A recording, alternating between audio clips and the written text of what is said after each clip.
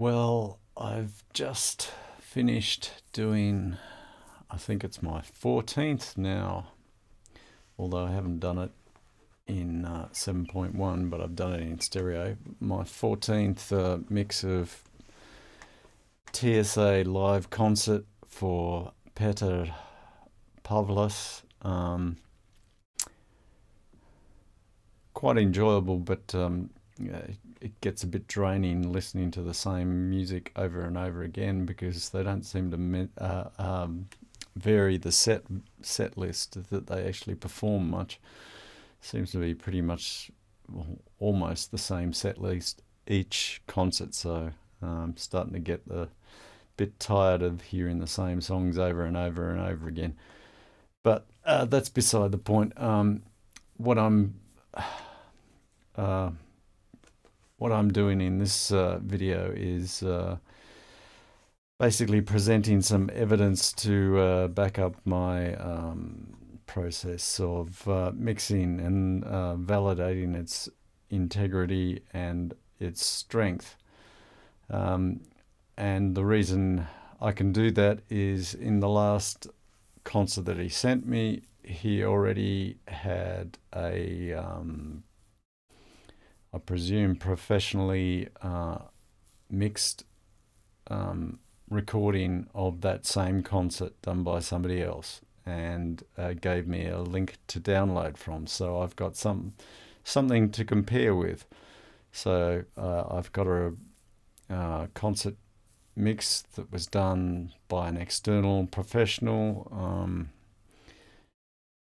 I can use that as a comparison to compare with the sonic qualities of my own mix, which is what I shall demonstrate to you right now. So here is the, actually I have to change before I do anything so I can listen to it because it's not going via the right device. It needs to be this one. Okay, here is the mix that he sent me, done by a professional. Looks half decent. It's got a reasonable uniformity. It probably falls off at the top more than I'd like. There's a bit of lumpiness at the bottom. There's definitely an inconsistency in the dynamics because the dynamic range in the middle here is much greater than it is here. Similarly, the dynamic range here, it's probably even greater than it is here. This span of the dynamic range is most likely the vocal part. This span of the dynamic range is the drums. Basically, I'd say that's probably toms related. This peak here which is a wide span dynamic range, probably where the snare sits. And the kick sits around here. Yeah, so if you actually listen to what it actually sounds like, I can play back a selection. So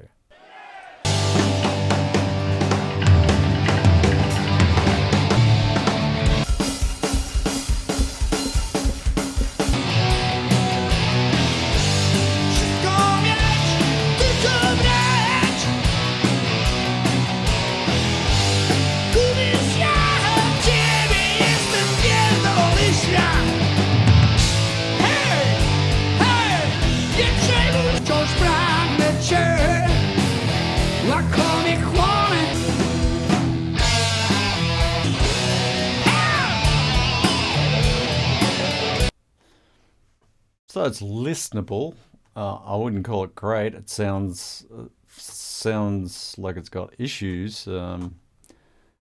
Volume-wise, it's fairly conservative. So the dynamic range, it's I guess with limiting, you can probably push that up an extra maybe about 4 dB without massively affecting that. what's that, 4 dB? Yes. So final mastered level, yeah, you can probably be looking at around about minus 16 dB there relative to full scale sine. So now, what does mine look like? Well, there you go. So what do you note that is different? Well, look at the uniformity of the average spectrum. It's very uniform in comparison. Also, the dynamic range is much more uniform. I've left a slight bit of extra dynamics in here for the vocal. I didn't want to tame it down too much. This region, again, probably got slight extra dynamics in there, but it's nothing major. It's all consistent across there.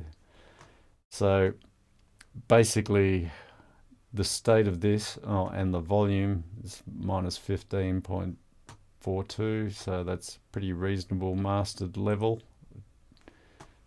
That looks all very uniform.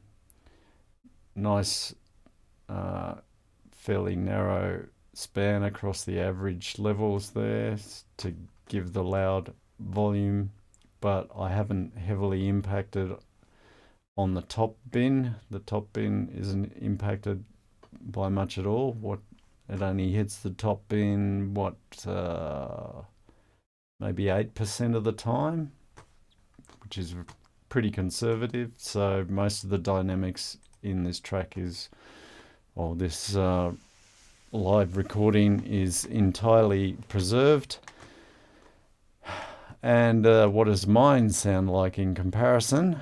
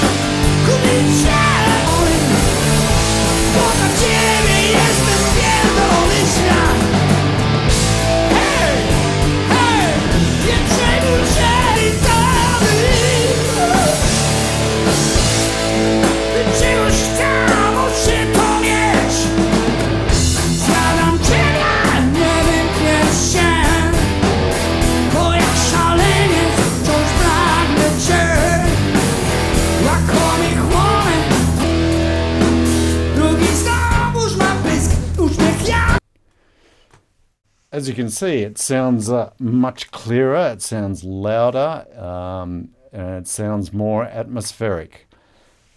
And there's very little masking in there. You hear a lot of detail across the spectrum, which just all goes to clearly demonstrate the validity of my approach to mixing and how effective it is, because this has been mixed. It's at a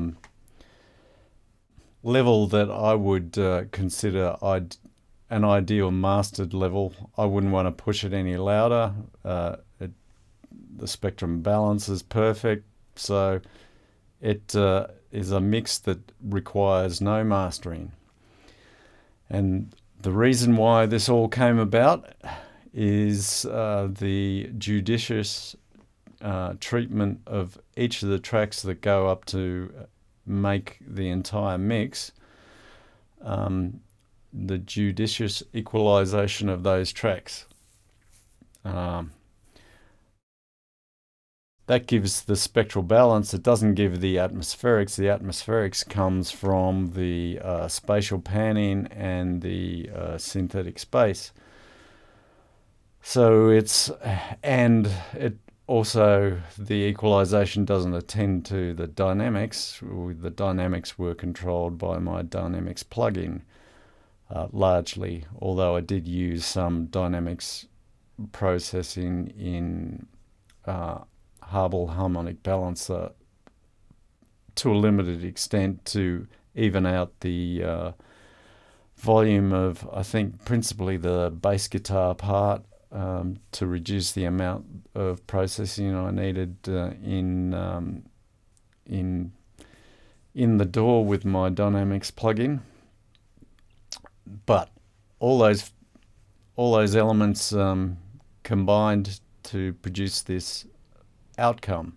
I guess my dynamic control looks superior to the other mix, given the span between peak and average. So I'm being a bit more aggressive with my dynamics control than he was. My equalization control is far superior to his, and I'm not sure what he would have done to augment the spatial attributes of the recording. If anything, he may have just relied on the atmospheric channels in the mix. He may have added a modicum of reverb, but it doesn't sound like it's got much. And of course I can actually display them side by side. So if I load that as a reference, you'll be able to see them overlaid. So there you go, you can see the difference between his and mine. If I try and get the general trend, I guess there's quite a bit of similarity in this part, in the peak spectrum, although his average is sitting higher there. My peak is looking pretty much the same, but his average is definitely showing a strong end there for the guitar, but his top end's very weak in comparison to mine. His toms are dynamically overblown compared to mine. The bass drum's pretty much the same in terms of the dynamics, although mine, I gave the bottom end, well, I preserved more of the bottom end. He's clearly shelved it a bit higher than I have. What else? I think maybe this is around about where the snare drum sits as well, just above the toms, and that looks more dynamically pronounced than mine. I've controlled mine much better. And again, now I can do a side-by-side comparison of the tracks by toggling. So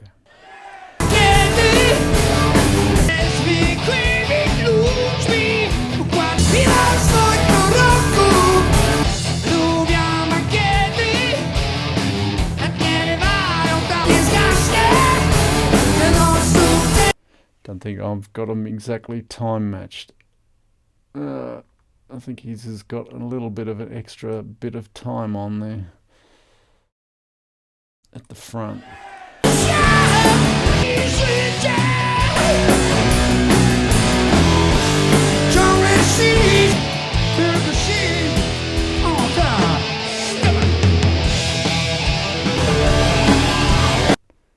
Oh.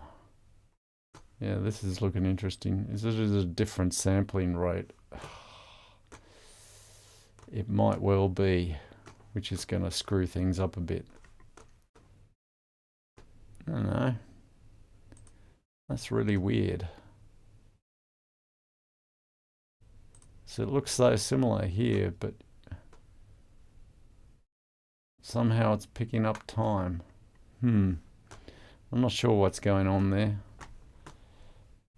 but it's definitely the same concert. Anyway.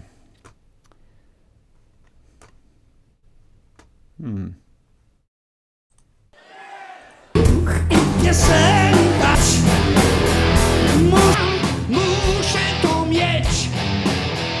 Muszę Acitary. Wciąż